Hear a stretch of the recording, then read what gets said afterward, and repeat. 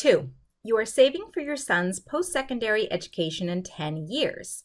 You have $27,000 in an RESP account and plan to add $1,000 at the end of the year for the next 10 years.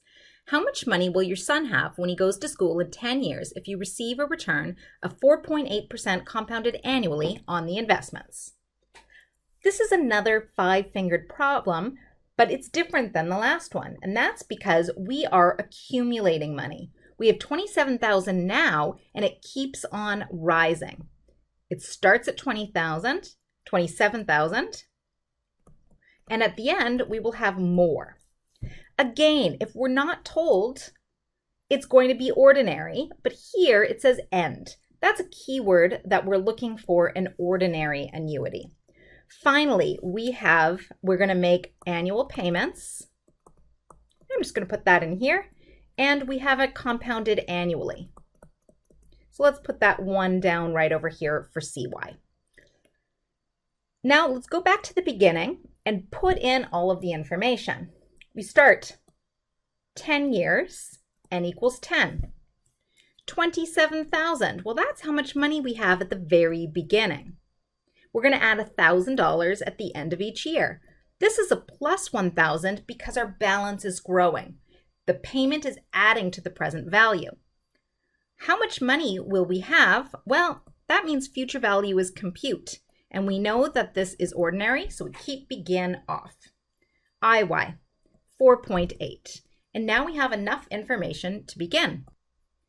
Putting this into the calculator, we start with second PY and we put in 1, check that PY and CY are both the same. N is 10. IY was 4.8. Our present value that we started with was $27,000. Our payment is $1,000 per year, and we're computing the future value. That gives us $55,610.68.